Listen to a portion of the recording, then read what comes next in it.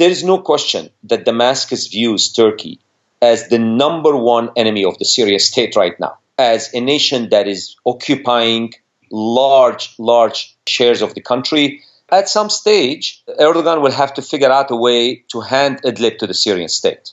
No matter what, Damascus will not rest until that happens. Whether it's hopefully through what I call the marriage scenario, where it is done amicably, or it goes the unfortunate way, the divorce happens, and then the military operation is back. The presence of the Iranian troops and bases is a story that is not really confirmed on the ground at all. That's not what you see in the press. They're running the Syrian government. Assad can't go to the bathroom without getting an approval by the Iranian embassy. All this stuff is just pure, utter nonsense. The oil fields, which are extremely critical for the Syrian government, let's not forget that. These are the largest oil fields in the country. They now totally are under US/Kurdish control. I'll never apologize for the United States of America. Ever. I don't care what the facts are. Why are we going to sit down and talk to these quote-unquote moderate rebels? Who are the truly moderate rebels? The search for the moderate rebel. Do these moderate rebels exist?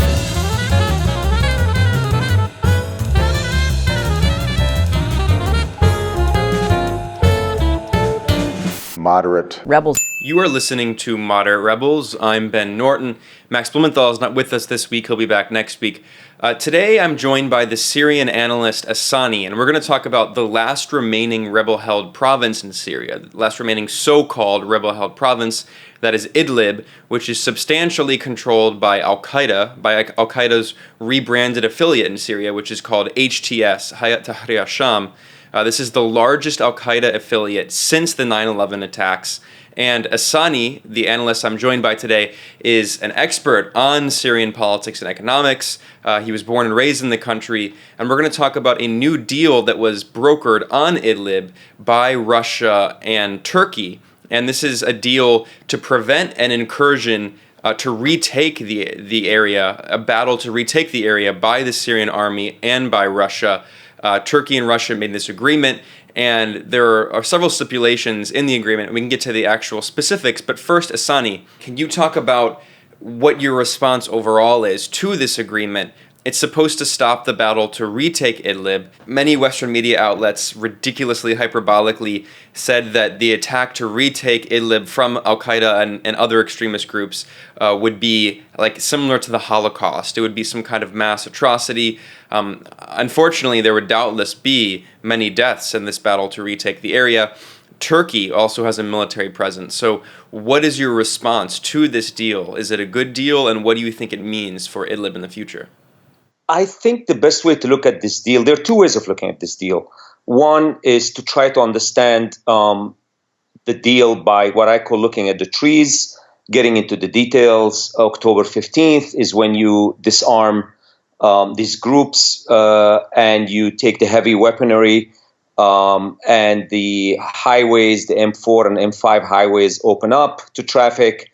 And presumably that buffer zone will give the security needed for traffic to start from northern part of Syria down on the M4 to Latakia, on the M5 down to Hama.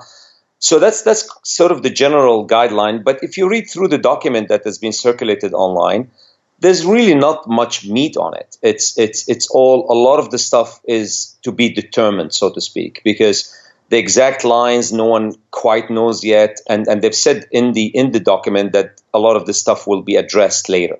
And that's I think where these details, one is best stepping back a little bit from all of this and really discussing how we got here before one delves into the detail of the deal itself, which are not very exciting because simply we don't have enough information. So let me step back and sort of discuss this deal in a broader sense within the conflict. As you know, as we've been witnessing this over the years, every time there was a reconciliation deal, a battle which was to be ended, a lot of the fighters chose to go to Idlib. Now, there are people who believe that the Damascus government essentially pushed such so that they all want to put them in one place and go after them later. My recollection of how this happened is that the Damascus government wanted always to have the reconciliation lead into a lot of the citizens coming back to government-controlled areas. And with reconciliation, you're talking about people who took up arms against the government. You're talking about rebels. Well, let's say you were in eastern Aleppo, end of 2016. If you chose to reconcile with the government, you moved over to the other side, and you never went to Idlib. Those that went to Idlib during that battle, obviously, presumably they're still there. Then it happened with Douma. Then it happened with Daraa. So the accumulation of the reconciliation deals, if you wish, culminated in the situation we have today, where almost all the armed groups ended up in this area, right? And so it is true that the government knew at some stage this Idlib will have to be solved. And I guess we came to this moment now. So leading up to it, the noise was quite extensive that there was going to be a military operation. We got involved into all sorts of chemical weapons are going to be used, and the government is going to go in and so on.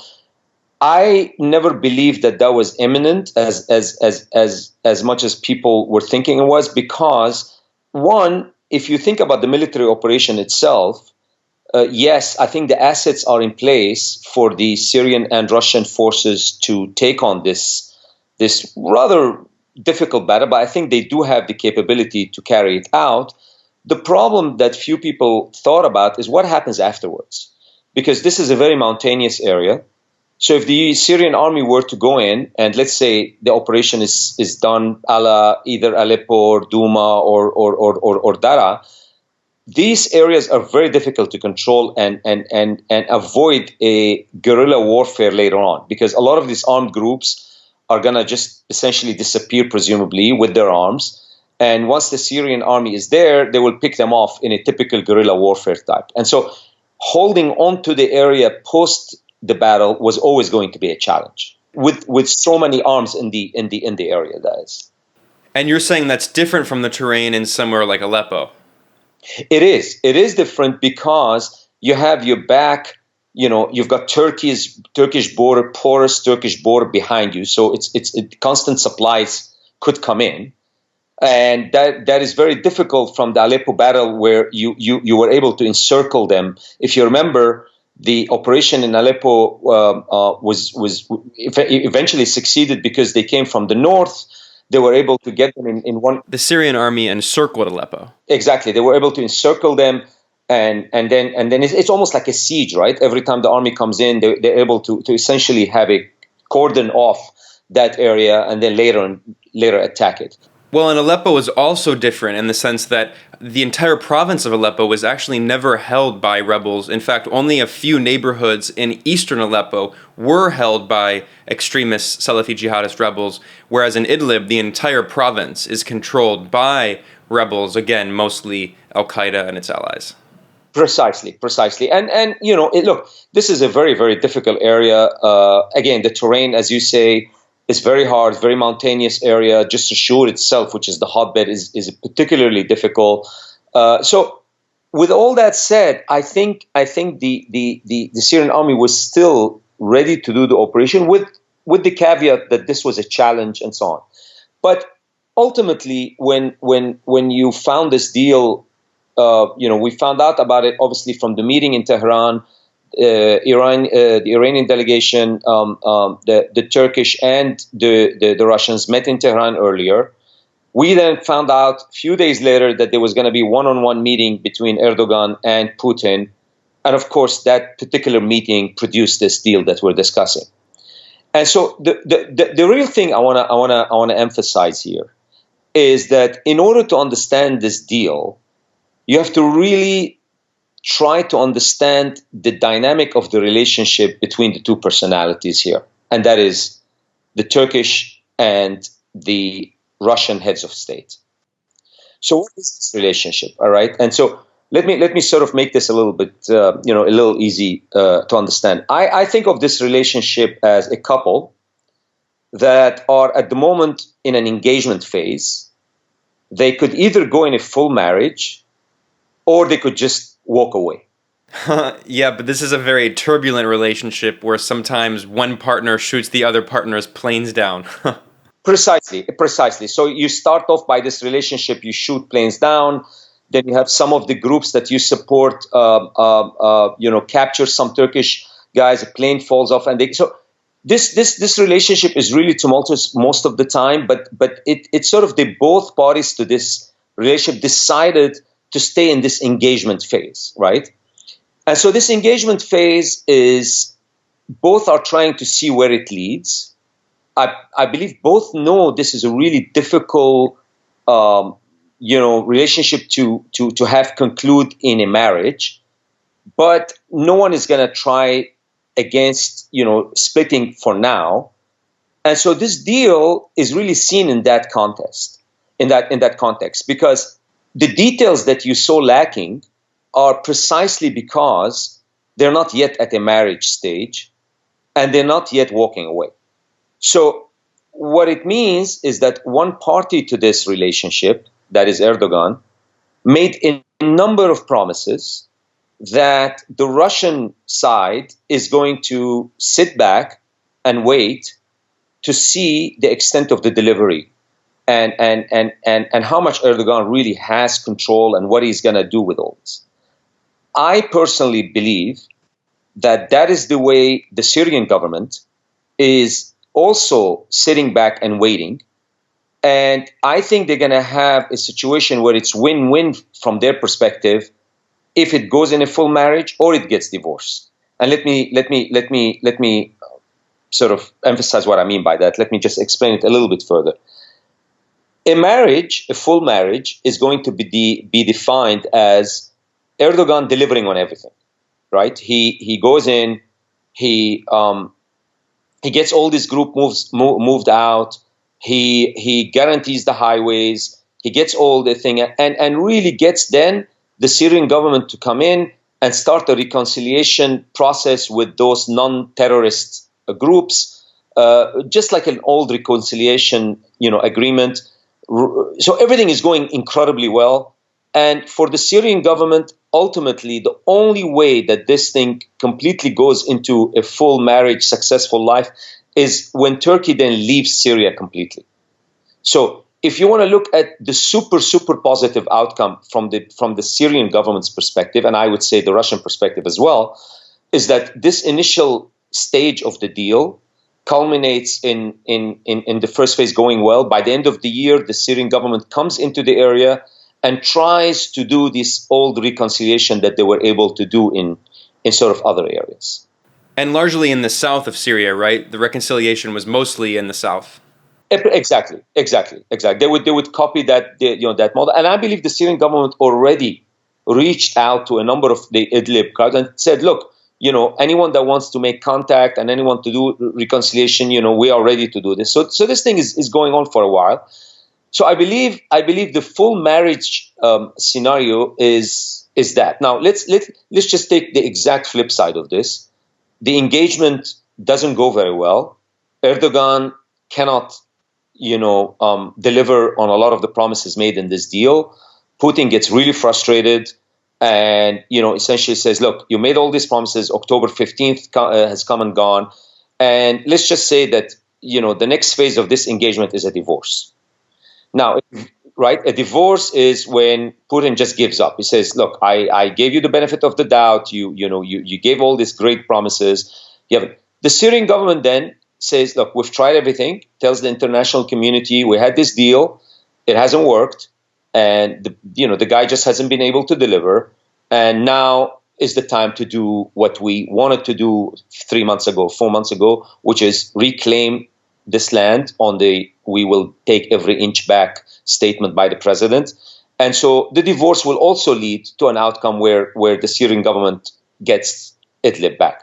In every single scenario, let me make an extremely important point. In every single scenario, engagement, divorce, or full marriage, Damascus absolutely insists on Idlib coming back into the fold of the Syrian state. The idea that Turkey will somehow swallow this piece of land, and they were able to, through this deal, achieve that feat, is completely unacceptable to Damascus. Damascus views this simply as an extension of the engagement. It is not yet a divorce, and it's not yet a full marriage. Well, I think this is the question that a lot of people are wondering about. It's something I've been pondering for a long time now, and that is, what will Turkey do inside Idlib? We've seen in the past 2 years now that Turkey illegally invaded northern Syria on 2 separate occasions. Turkey has troops in the territory, and not even just looking at the Turkish military occupation. If you look at Turkey's political presence in smaller cities like Jarablus, Elbab, Turkey has actually appointed the officials that are governing these areas. The most egregious example is, of course, Afrin. This is a city in northern Syria where Turkey just took it over. Turkey and so-called Free Syrian Army jihadist rebels that were embedded with the Turkish army, they ethnically cleansed this Syrian Kurdish village. They kicked out 2/3 of the population, around 200,000 Kurds, and they're Arabizing it now. And there's a policy that Turkey has been pursuing in this area of Arabization to try to take away the Kurdish population, ethnically cleanse the Kurdish population, and replace it with a Sunni Arab population that will be very sympathetic to Turkey's interests. There's also a policy of Arabization in the sense that Turkey has been taking Syrian refugees inside Turkey and resettling them in northern Syria and Idlib. In Afrin, in the case of Afrin, there were in fact homes that had been occupied by Kurdish Syrians that have been replaced by Syrian Arab refugees from Turkey.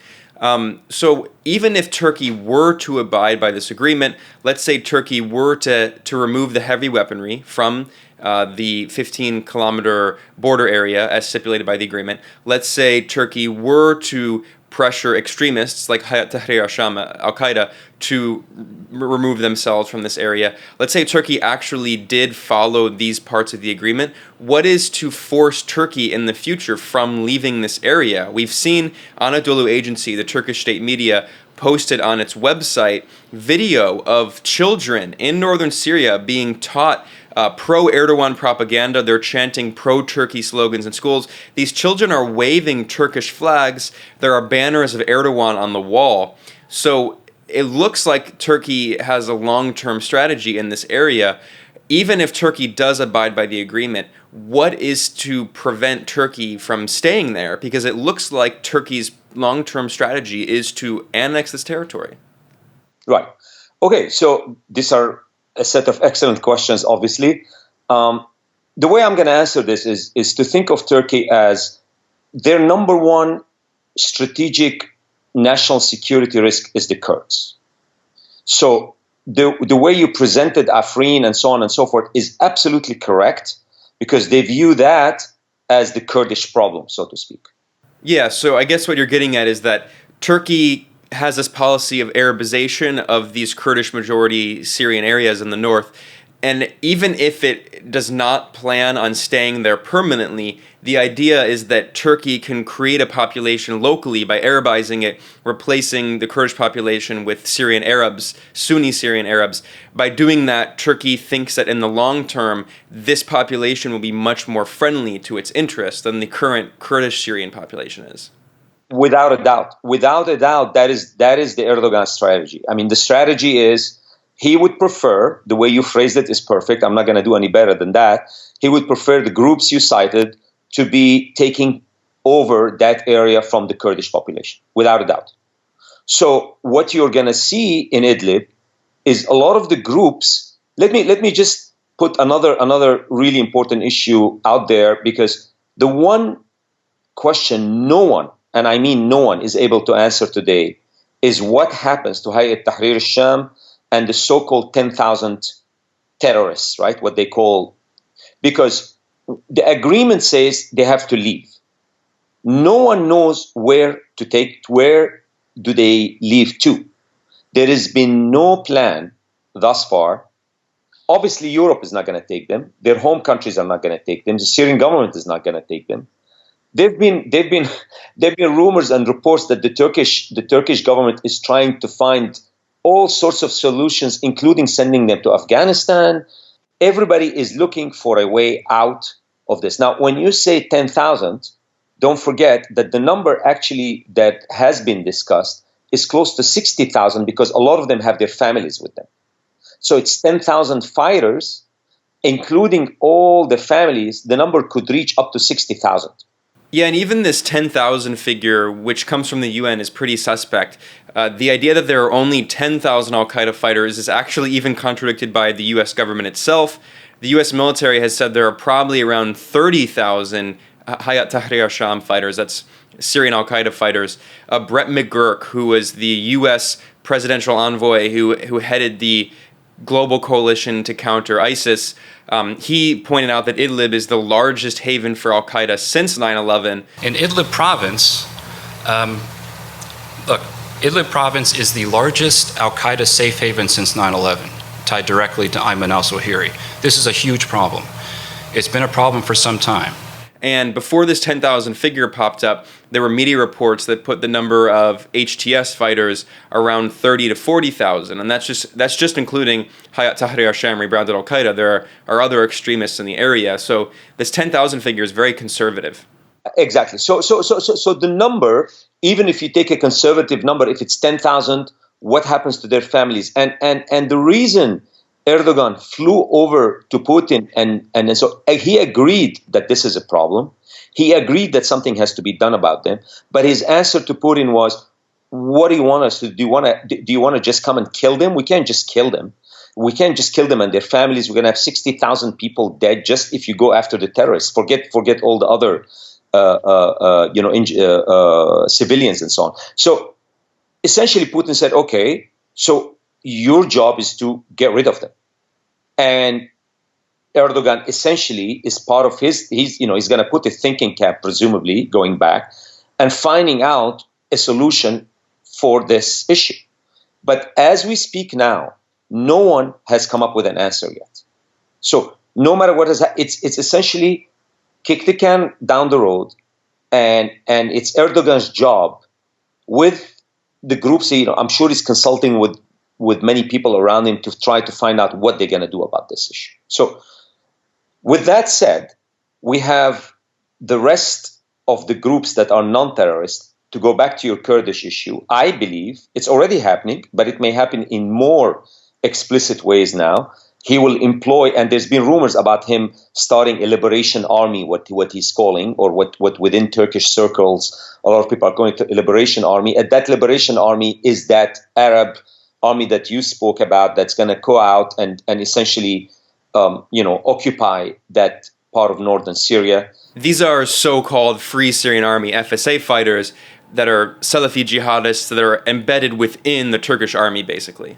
Correct. And exactly. A lot of them may move from Idlib to there. Because if you kind of think about it now, right, and what are these armed groups going to do in Idlib?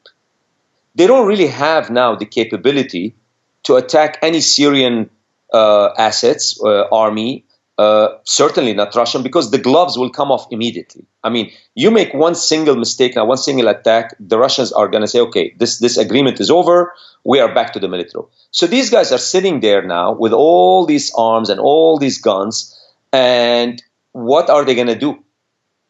What is the, I mean, before the purpose was they're going to stage attacks, they're going to go.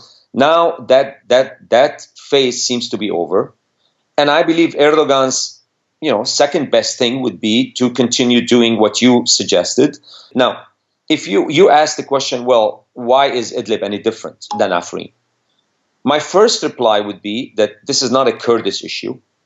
The second point here is that it's simply because the Syrian government wants this area back. Now, you say, okay, suppose the Syrian government just sort of goes in, and if the Syrian government, what is the Turkish army going to do? The Turkish army is going to fight the Russian and the Syrian army that has now made the decision to go in, based on what? So I think my own view is that if and when the time is right and the Syrian government feels that what you're suggesting is actually the plan, and that Turkey will not leave this area, I think you will see a military operation take place. And the fear is that this could precipitate World War III. I mean, most of these actors, I'm guessing, are trying to prevent a global war from breaking out. And the fear is that if Russia actually declares war on Turkey, if the two begin fighting, Turkey is, of course, a NATO member, and the fear is that the U.S. will retaliate and declare war against Russia because Russia is attacking a NATO ally. And this is not far-fetched at all, given that the U.S., which has troops on the ground in Syria, even though the Obama administration repeatedly said that there would be no boots on the ground, these U.S. troops inside Syria, illegally occupying Syrian territory, have been recently launching military exercises. And these U.S. military exercises in Syria, the U.S. military itself said, were intentionally signs and warnings to Russia to warn Russia, do not exercise too much influence inside Syria because we could strike you back. Well, I mean, don't forget, when that does happen, we have moved off the engagement phase. We have gotten, presumably at that stage that we're discussing, we have gotten into a full divorce, right? And that divorce now has essentially given Russia the excuse, or gave the Syrian government and the Russians the path to go ahead, because they've exhausted all diplomatic means, and that is the engagement we're in. So I would say, I wouldn't rule out. Now, I'm not saying it's a very simple thing but if you put yourself in President Assad's shoes, right, by leaving Idlib, or by accepting what many seem to suggest, which is Idlib is lost, you have essentially, as a state, said that an insurgency has turned into a separatist project. Once you condone this, there's no end to this. 3 years from now, 4 years from now, another area can come out and can do the very same thing and end up in separating one more time. So the precedent here is extremely, extremely important for this government. They are not going to accept this at any cost, no matter what it takes. This is impossible for the Syrian state to accept. Great. Excellent analysis. Thank you. Thank you. I guess the next thing we should talk about is the actual specifics of the agreement. As you pointed out, it is a somewhat general agreement, but there are basically, if you could boil it down, 3 primary stipulations and demands that Turkey must act upon. The first primary demand is that the armed groups, the insurgents inside Idlib, within this 15-kilometer border area, have to remove all heavy weaponry. So that would be tanks, artillery guns, rocket-propelled grenades, other very significant weaponry. They could really do serious damage to Syrian civilians, and they have been attacking Syrian civilians in areas like Jisr al-Sagur and elsewhere. So that's the first demand. The second is that extremist rebels, which is primarily referenced to Hayat Tahrir al-Sham, although there are other extremists, they have to be removed from this area as well. The question as to where they're going to go is not clear, but we can talk about that. And then also another key demand from this agreement is that Syria, the Syrian government, will regain control of very critically important highways and roads. So let's talk in detail about each of these 3 demands. And let's say Turkey does abide by the agreement and actually does these things. How would that be significant? Yeah, so obviously the heavy weaponry is the easiest part of all of 3. The idea here is that presumably you cannot shell the highway, and that would be something that Turkey can easily verify and do. They will come to the armed groups and say, whatever you have, just bring them inside Idlib proper. So, for example, Jisr al-Sagur is not going to be part of the zone, the buffer zone. So everything that is, let's say, in Ma'arat al-Nu'man, where the highway passes, will be moved back out all the way back into 20 kilometers further north. And let's say that is the easy part, right? It's pretty straightforward. Turkey's responsibility is to make sure that happens. Yeah, and on this point, you raise the importance of the city of Jisr al-Sagur. This is a city inside Idlib province. medium-sized city that has been occupied by Hayat Tahrir al-Sham, that is by Al-Qaeda, and also by the Turkestan Islamic Party, TIP, that is the Al-Qaeda-aligned Salafi jihadist extremist group composed of Uyghur Muslims from China, actually, and that's a whole other conversation. But there are thousands of extremist Al-Qaeda-aligned fighters from the Uyghur community in Western China who have gone into Syria, ethnically cleansed local populations, committed horrific crimes against civilians, and they control this area, Jusut al-Shagur. And although this has not gotten much coverage in Western media outlets, of course, they have been launching attacks on civilians, on Syrian civilians from this area. So one of the key demands of the Syrian government was to retake control of the city and oust the Al-Qaeda rebels, Al-Qaeda extremists who control this area. Precisely. And so when you open the highways, the idea here is that the heavy weaponry will not be used to fire at the highway. The 20 kilometers, the hope is that the 20-kilometer buffer zone will essentially make any close proximity firing eliminated. But obviously, when the highways are open, it is again Turkey's responsibility that nothing is fired at this highway, even outside the 20-kilometer zone.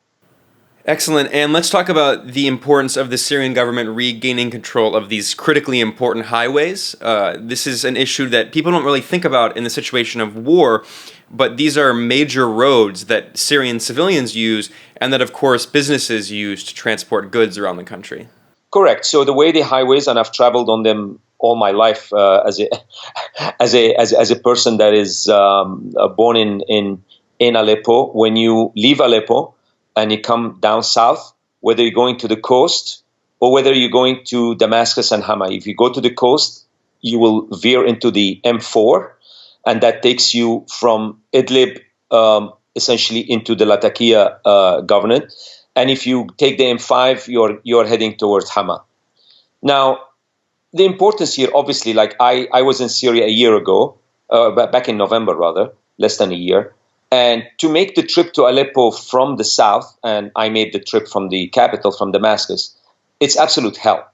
There's just one road, extremely dangerous, because it's a one-lane so-called highway. It's not even, it used to be a military really road, and they were able to open it up for traffic because the highway doesn't exist. A trip that in the old days when the M5 is open and operating properly, a trip from Aleppo to Damascus by car would take you about 3.5 hours, more or less. Right now, that trip takes most people something like 8 hours.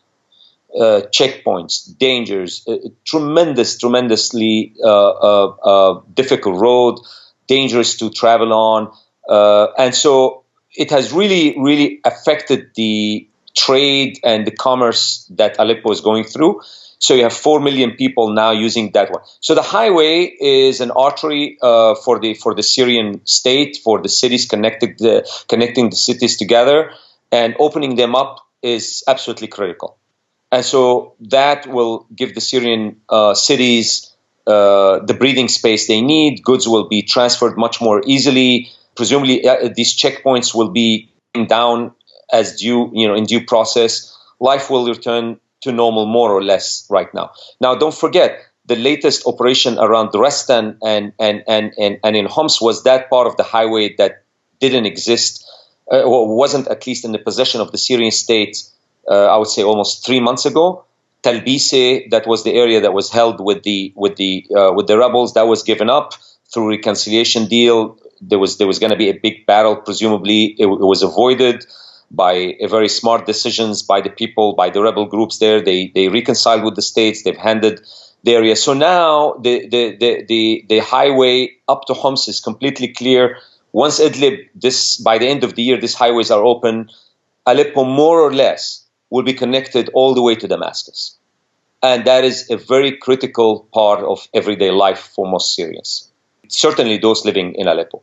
Yeah, and this is important because it will allow Syrians in other parts of the country, clearly not in Idlib, but in the other vast majority of the country, which is controlled by the government, it will allow those Syrian civilians to return to some kind of normalcy in life, to to have a normal life where the war to them is basically over and isolated to Idlib. Correct. Exactly. Again, commerce, everything will start to get back to normal. Now, the third point you raised was about the moving the terrorists out of there. So one of the clear issues that I think is going to be open to interpretation, and I'm surprised, I think again it's an engagement phase, and everybody's trying to be nice to each other here.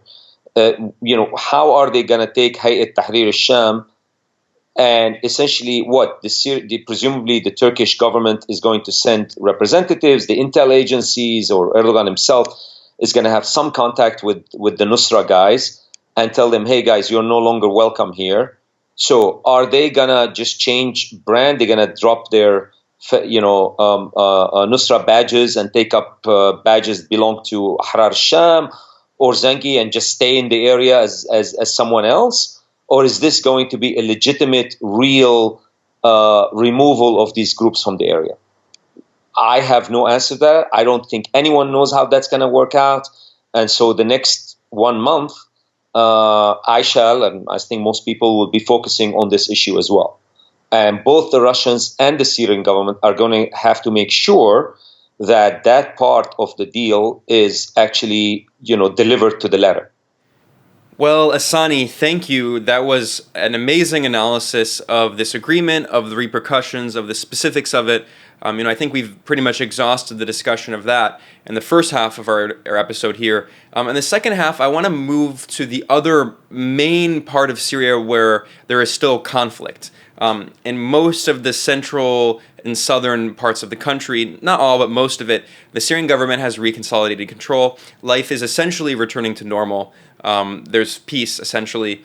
And as you mentioned, there's this process of diplomacy where the government is working with people who had taken up arms against the government and trying to make some kind of deals so these people can be reincorporated into everyday life. But let's talk about, aside from Idlib, the other area where it's not clear what the future for Syria is the northeast. So I want to move here to the northeast.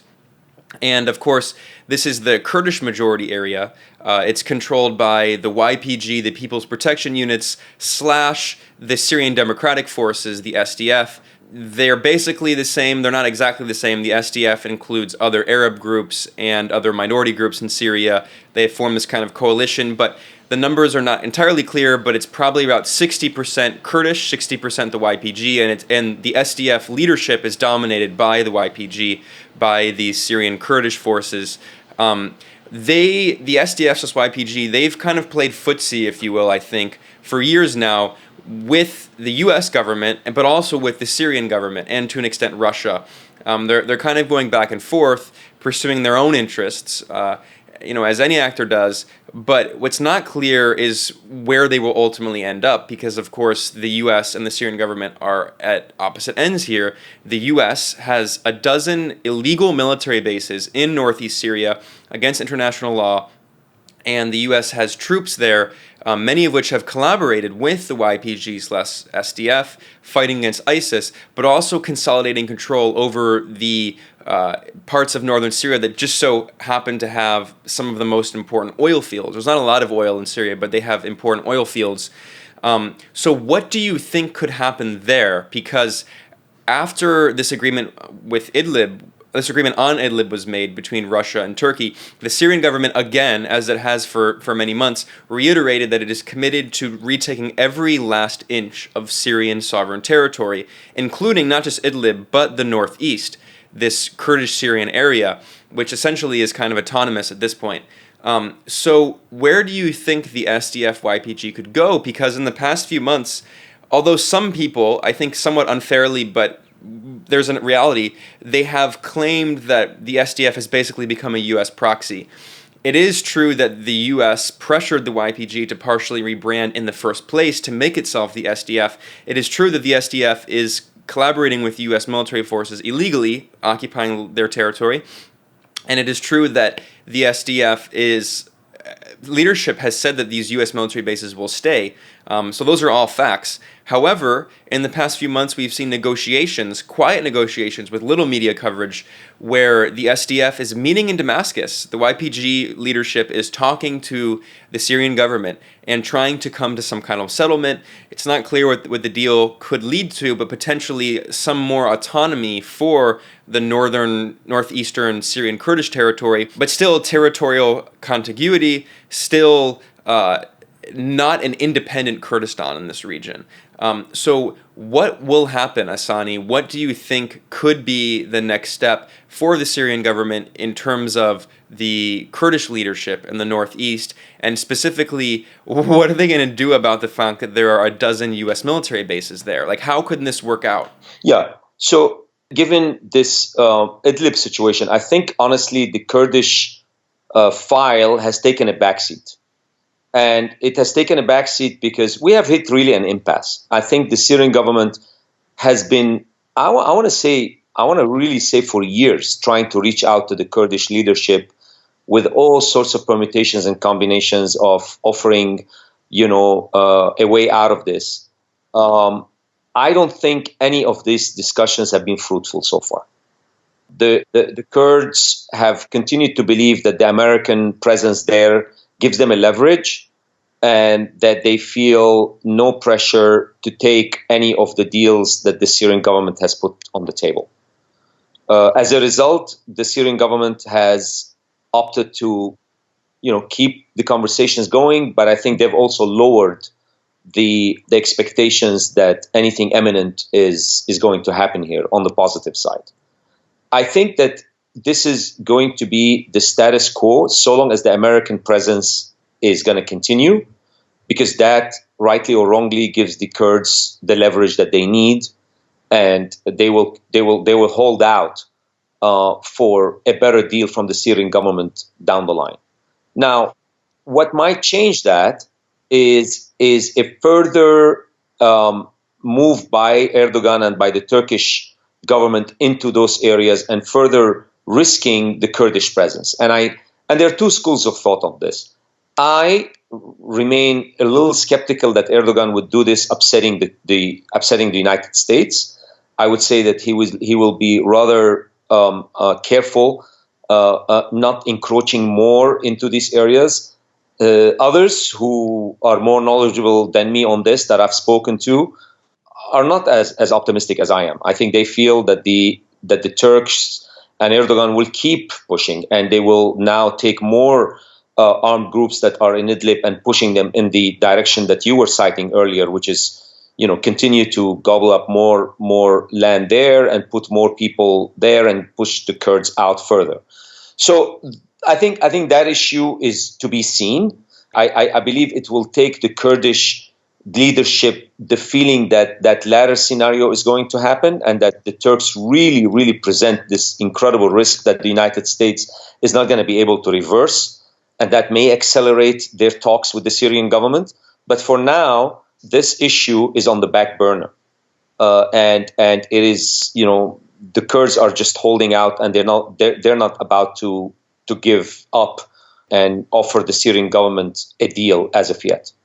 Ehsani, not to make you try to predict the future, which of course none of us can, but let's talk about what a potential agreement could look like and how things could work out. And think about potential political scenarios here.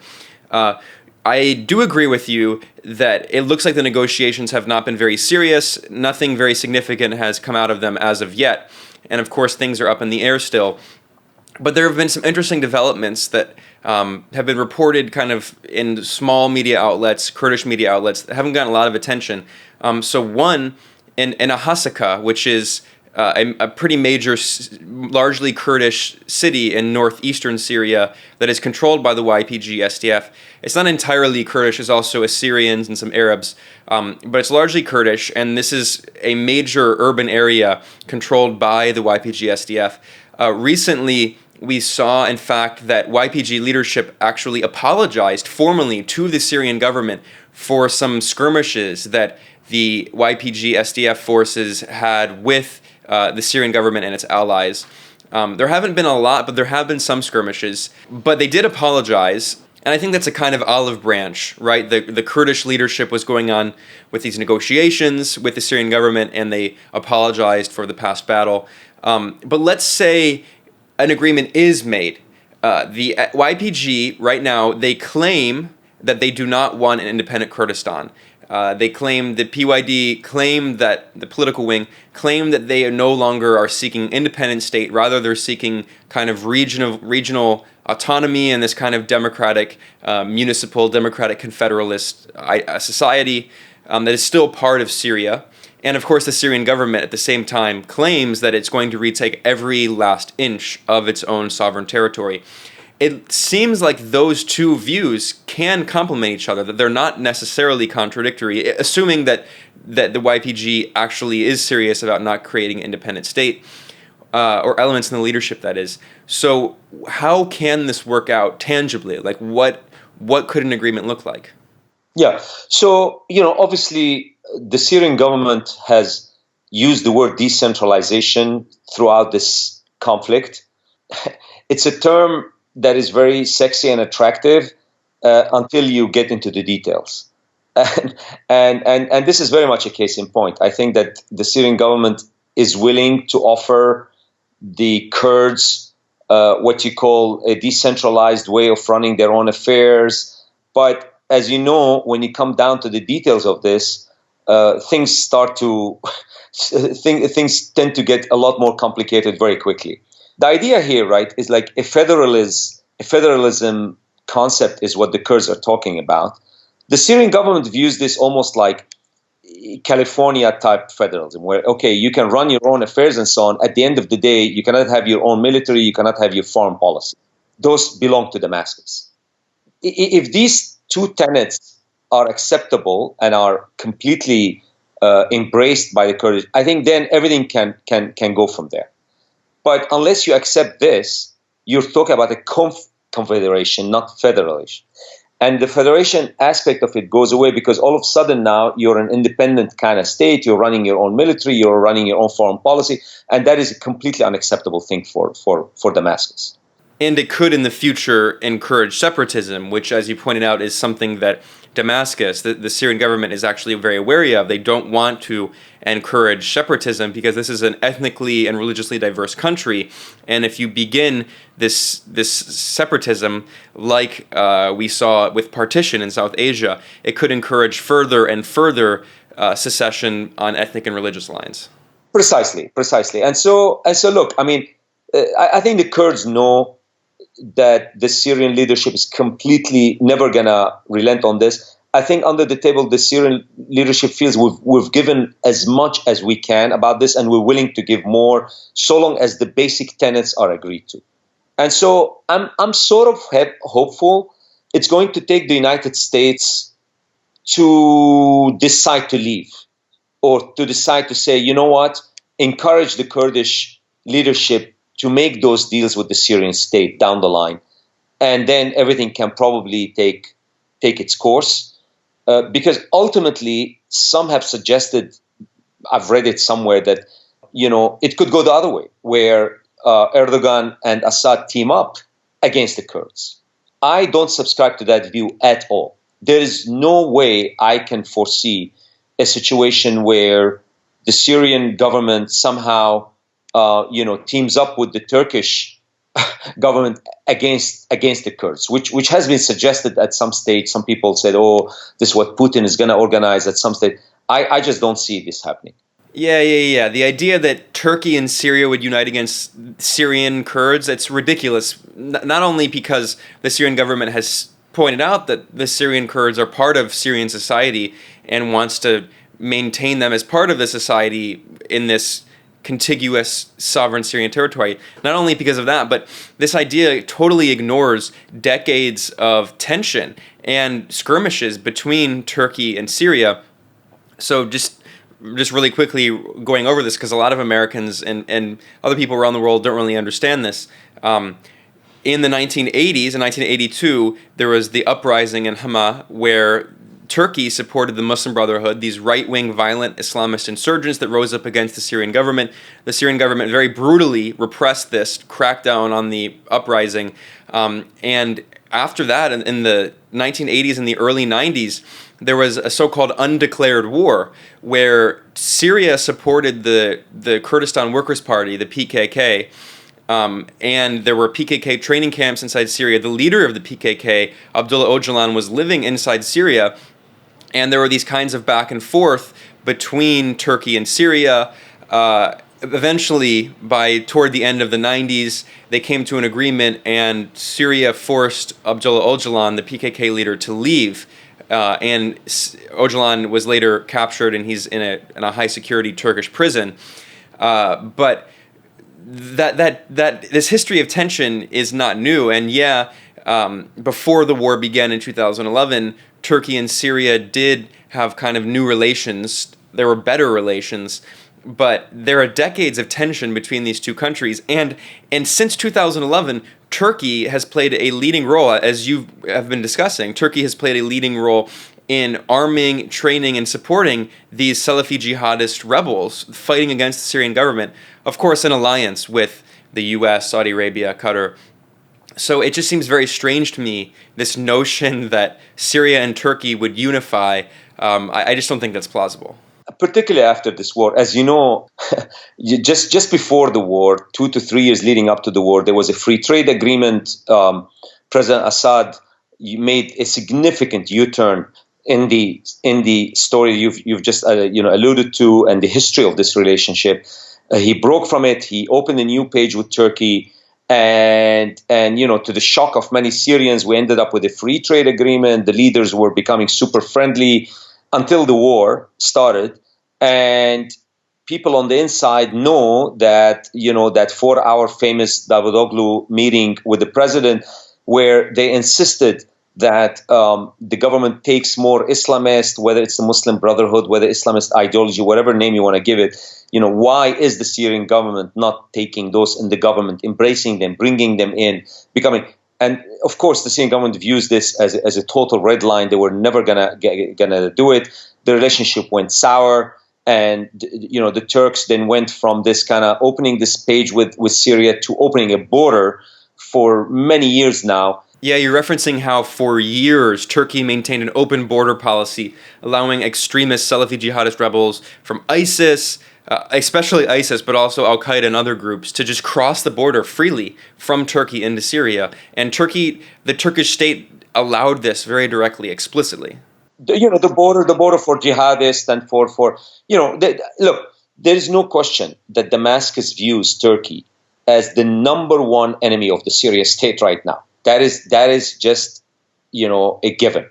For the last 7 years, they view what Turkey has done to exceed what anyone else has done, and I include the Saudis and the Qataris and everyone else. And that visceral reaction is so intense that I just don't see it. And don't forget, they view it today, after all that has been done, as a nation that is occupying literally large shares of the country. As you said, they're occupying Afrin, Idlib, and so this relationship is really ugly. I mean, it's just really bad. Actually, our friend Rania Kalak, a journalist and friend of the show, I didn't know this until she told me, but apparently in Aleppo, when businessmen in Aleppo, I think it might have been the Chamber of Commerce or something, when they were meeting, outside of the building on the ground when you walk in the door is a giant photo of Erdogan, and people walk on his face in Aleppo. Yeah. Look, I mean, again, think about it from the president's standpoint, all the way down into every intelligence report that comes out. They know all these guys that infiltrated and came through Syria. They didn't land from Mars. They came through the Turkish border. And if Turkey wanted to slow down this war, to stop this war, they would have shut that border a long time ago. Yeah, and something that a lot of people who follow the war in Syria don't even know is that throughout the occupation of Aleppo, of eastern Aleppo, by these extremist Salafi jihadist groups, that these Turkish-backed groups with Turkish understanding were just occupying factories owned by Syrians, stealing all of their capital, all of their machinery, all of their resources, and then taking it back over the border with Turkey to sell it. I mean, this is not expropriation. They're not doing this for poor people. They're not doing it to redistribute wealth. They're just warlords, and they're stealing Syrians' wealth in Aleppo and then just smuggling it in the black market and selling it and just literally stealing the wealth of Syria and then bringing it into Turkey, all with Turkey's knowledge, of course.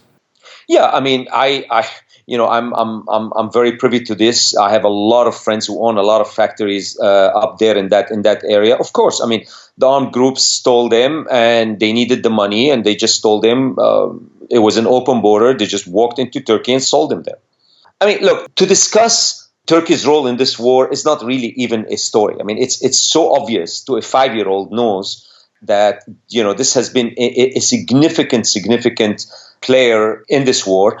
And the Syrian government views Turkey as top national security risk. They occupy their land. They have embraced all the opposition groups. They've taken every armed group. They've allowed the jihadists. There's nothing good that you can write about this from the Syrian government's prism, obviously. Absolutely. I agree with you. The idea that Syria and Turkey would unite against Syria's own Kurdish population is just so far-fetched and bizarre.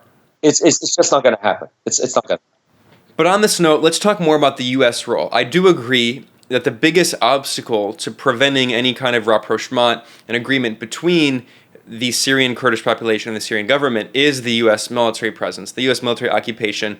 Bashar al-Assad himself has said, the Syrian Kurds are part of Syrian society. We want them to rejoin the fabric of Syrian society and become, fall under the fold of our government. Of course, he's the leader of that government, so of course he wants that. But it seems to be absolutely true that there have not actually been too many fights, and these negotiations are going on. The big obstacle is there are a dozen U.S. military bases in northeast Syria, and the U.S. says it's not leaving. Again, this is illegal, but the U.S. has never really cared about international law. And what's interesting about this is Donald Trump's position. Of course, Trump always changes his position on a lot of issues. He'll say contradictory things all the time. That's what he does. But for the past year or so, Trump has been claiming, very surprisingly, that he wants the U.S. to withdraw from Syria. This led to many war hawks in both the Republican and Democratic parties losing their minds, saying he's undermining U.S. national security, blah, blah, blah, claiming that Russia is making him do it, all this nonsense.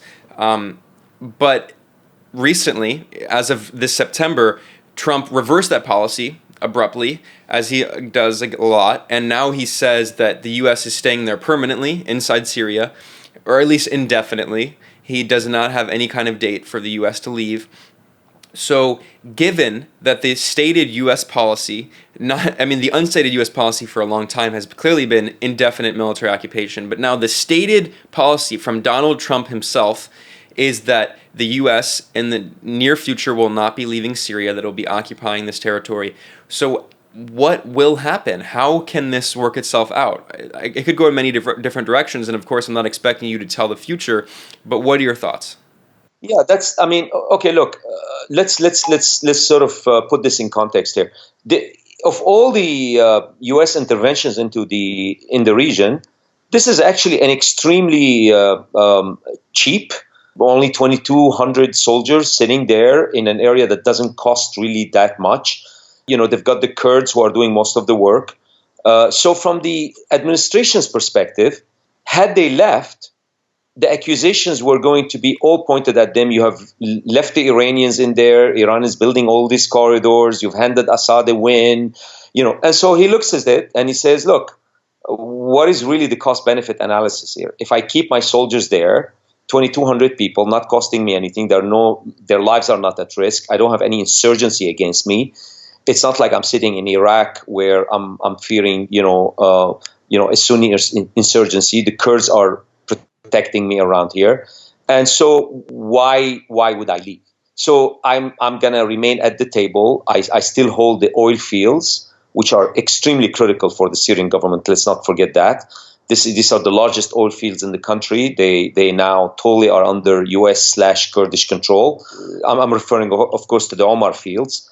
And so from the US's standpoint, they say, look, I get everybody off my back. Nobody criticizes me for walking away. It's relatively cheap, inexpensive way of sitting at the table and being a player. And the decision was made, I think, by the generals to look, it's better that we stay there. And I think they will do so.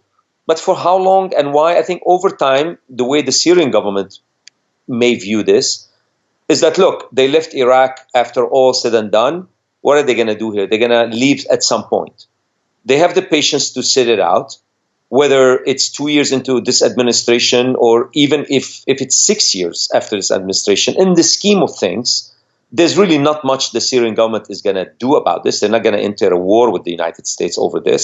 The hope is at some stage, Trump changes his mind again.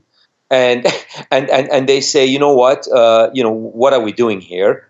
And leave. But barring that, the reason I explained it the way I did is because I can see how the amount of criticism that it's going to come at the administration should they have packed and left would have been so intense that I think the decision was made to deflect this criticism with a relatively inexpensive step by keeping 2,200 people sitting there and occupying those oil fields and therefore have the leverage. And this has been explicitly stated, by the way, this way from the State Department, and Satterfield himself said it in so many words. Yeah, and of course, it's not Donald Trump himself who's making this policy. He's shown many times, doesn't know anything about the Middle East or foreign policy. He infamously confused the Kurds for the Quds Force, Iran's Quds Force. So it's clear that this policy is being directed by the State Department and by the military, and that Donald Trump has just rubber stamped it, as he does with all of these foreign wars. I mean, he originally claimed he would oppose them, but he's just allowing the military to do whatever it wants. Look, I think the United States, there's no doubt that the United States would like to see, Syria without Assad running it. Of course, they would like him to transition out of power and the old Geneva process and so on, different leadership, that's obviously a given. But they also realize that's not going to happen now. And they're not going to go in a war to make it happen. They're not going to go in a war with Russia to make it happen. And so it's essentially they will stay in the game by doing what they're doing today. Is that an outcome that the Syrian government happy about? No. Would they like the Americans to pack up and leave? Absolutely. But I think they're going to have to make do with this because the Syrian government will look at the matter in longer term. They take a longer term perspective on this and say, look, yes, they'll stay another 2 years, 3 years, 4 years, but at some stage they will leave. And I think they're hoping that the Kurds see it that way. Well, and there's one other actor we still have yet to talk about, and that is Iran. We've talked a lot about Russia, Turkey, the U.S. Let's talk really briefly here at the end about Iran's role. We do know, of course, that Iran is allied with Syria and Russia. However, it has been clear for a few years now that Tehran and Syria have mostly the same interests, but actually Iran and Russia sometimes have divergent interests. Most of the time they have common convergent interests, but on a few key issues, we saw, for instance, President Putin met with Benjamin Netanyahu, the Israeli prime minister, and they made an agreement that Russia pressured the Syrian government to force Iranian-backed forces and Hezbollah to leave the southwestern part of Syria near the Lebanese and Israeli borders and the illegally occupied Golan Heights, legally occupied by Israel for 50 years now. So we saw that Russia has supported Syria, certainly, but it's also allied with Israel, and Russia plays this kind of game where it has allies on different sides throughout the region, whereas Iran very clearly is dedicated to opposing Israel and supporting Syria. So we do see some divergent interests, although again, they're still allies, Iran and Russia, and they still work together. And also, I'm curious what you think about Iran's response to the Russian and Turkey agreement. We have seen that in Astana recently, in the past few years, that it was Russia, Turkey, and Iran who were negotiating the future of the Syrian war. But of course, this agreement on Idlib was negotiated by Russia and Turkey, not by Iran, even though Iran did support it. So I'm wondering what you think Iran's response will be, particularly considering that the Donald Trump administration is now ramping up sanctions against Iran, crippling sanctions that are hurting the Iranian people, and also considering the fact that Iran also has an influence inside Syria. At the request of the Syrian government, Iran has been intervening inside Syria, fighting extremist Salafi jihadist groups, and Iran has military forces inside Syria that have been killed by Israel. Israel has dozens, more than 100 times, launched airstrikes on Iranian-backed forces, killing Iranians and Iranian allies. So what do you think Iran's position is on this, looking forward in the war in Syria? Yeah. So look, I'm glad you did touch on this, because it is the one topic that I believe history will show, when the history is written on this conflict, that the presence of the Iranian troops and bases is a story that is not really confirmed on the ground at all. Peak Iranian presence in Syria was December 2016 during the Battle of Aleppo. Ever since then, if you chart a graph of the number of troops, the presence, the locations, it's on a steady decline. That's not what you see in the press. That's not what you see in the articles. What you see is all these heat maps. Now we saw today from one of the analysts putting up heat maps of them being all over, the place. They're taking over the Syrian government. They're running the Syrian government. Assad can't go to the bathroom without getting an approval by the Iranian embassy whether he can go for a shower. I mean, all this stuff is just pure, utter nonsense. Of course, this is an ally. It is an ally that stretches back to 1979. During the war with Iraq, that's Iran and Iraq, the only Arab country that stood by them was the Syrian state, the Syrian government. As soon as the war broke out, the Iranians felt a sense of duty to come and repay the favor. They did when no one else on the planet showed up, and they did largely also for preventive reasons. They knew that should the Syrian state fall, this movement is going to come towards them, whether it's in Iraq and later in Iran. So for defensive purposes, to aid an ally that stood by them, they answered the call. And don't forget, there is a defense agreement that had been signed between the two countries. They showed up. They were instrumental up until the Russian entry. The Russian entry into the war made Russia the number one decider, foreign decider, that is. By December 2016, the need for the Iranian troops is just not there. I mean, right now, if you sort of look at it, why are the Iranians going to be there? Why isn't the curve a downward sloping one, where from December 2016 they're actually leaving steadily the country? These are the facts. But nobody looks at the facts. No one has been able to show satellite pictures of these groups. Nobody has been able to support with one single credible evidence anything resembling what has been discussed in the media. And the idea that that Tehran runs Damascus or Tehran is complete hogwash. I mean, the Syrian state is running this relationship. They take their sovereignty extremely seriously, and yes, they absolutely wanted them there. And it is at the request of the Syrian government that this Iranian advisors, troops, whatever you want to call them, were in Syria. And as the war winds down, their need winds down with it. It's just a simple correlation. That is not so. Look, I can go on and on about this. People are going to roll their eyes and not believe any of this, because this is the idea that Iran's corridors are being built into this country. And I've read reports about the scary Shiite crescent. The Shiite crescent, and you're building. I've heard once about missile factories. Then I've heard about ports that are being set up, and then I've heard about military bases all over. I mean, it is complete nonsense. Yeah, and at this point, basically every single week, Israel bombs a target inside sovereign Syrian territory, violating Lebanese airspace. And Israel always claims that it's attacking either Iranian forces or Iranian-backed forces, or supposedly an Iranian weapons depot inside Syria. Look, on these hits, by the way, were there even before. I mean, Israel before the war had at times suspected shipments to Hezbollah, and they would go out and bomb them.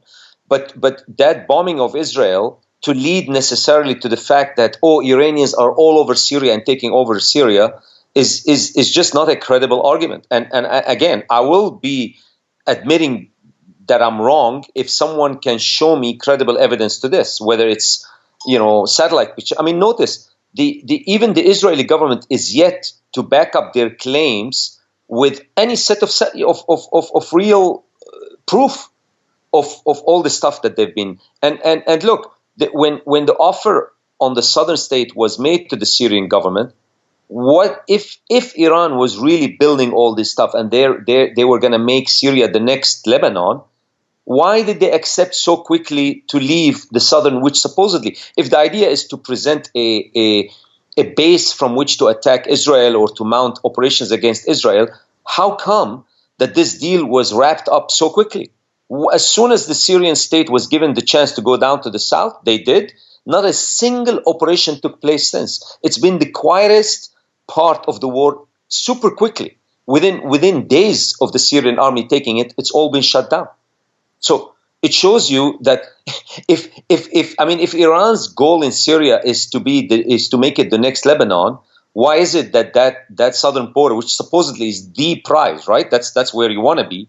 How come they're not there anymore? And the Israeli government is the first one to have completely gone quiet on this issue. Well, I think we pretty much addressed everything. I mean, we hit every different point. We talked about the Idlib agreement and the situation in Idlib, Russia, Turkey, Iran. We talked about the Kurdish situation and the U.S. military occupation. So that was extremely good analysis, and it was a very refreshing and enlightening discussion. Thanks a lot, Ehsani. I'm just wondering, is there anything else you want to add before we wrap up here? Yeah, I mean, look, my final thoughts are that, again, I really would like people to think of the Idlib deal in this engagement, divorce, and full marriage, three scenarios that are going to be with us for the next month, or certainly by the end of the year, we will know. And if it is engagement, it's going to be Erdogan coming up with all these promises that he's made and delivering on them. We will be watching very closely this. It could go then either way. He could surprise us all to the positive side, deliver, and this deal is a rousing success, which would be an exceptional thing in this war so far. But let's give it the benefit of the doubt and give the man the chance to deliver on this and the promises that he's made to Putin. And we shall know by the end of the year. And by the end of the year, if this engagement turns into a marriage, that's fantastic. We will all be happy. And this resolution, will start to have the Syrian state slowly figure out a way to reach out to the part of the population that wants to talk and wants to come back. But at some stage, Erdogan will have to figure out a way to hand Idlib to the Syrian state. No matter what, Damascus will not rest until that happens. Whether it's hopefully through what I call the marriage scenario, where it is done amicably and everything works well, or it goes the unfortunate way, and that is the engagement falls apart. He cannot deliver on any of this by the dates that you've cited. That's October 10th, 15th, and end of the year. The divorce happens. Putin gives up on this, and then the military operation is back on the table. And that is the way that the Syrian state will take back Idlib. So this is the way that I would be watching this. This is the way I would be viewing this particular file going forward. And I would say by the end of the year, we will have most of the answers to how this goes. Thank you so much, Ehsani. We had a very good conversation. It was very insightful. I learned a lot from you. So thanks for joining us here at Moderate Rebels. Excellent. Thank you so much for reaching out. Thank you so much, Ben. Bye-bye. You have been listening to Moderate Rebels. I'm Ben Norton.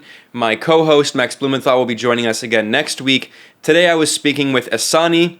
Ehsani is a Syrian analyst. He lives here in the United States, but he was born and raised in Syria and goes back frequently and is an extremely knowledgeable observer of what has been going on there. And you can find our other episodes at soundcloud.com/Moderate Rebels and at patreon.com/Moderate Rebels. And I would encourage anyone listening, please consider supporting us at Patreon. We are at patreon.com/Moderate Rebels. And because of donors and because of people who want to support the show, we're able to continue doing this kind of original journalism and analysis that you don't really hear anywhere else in corporate media, and bring guests like Ehsani, who unfortunately are marginalized by mainstream media outlets. Thanks for listening and watching, perhaps. I'm Ben Norton. This was Moderate Rebels.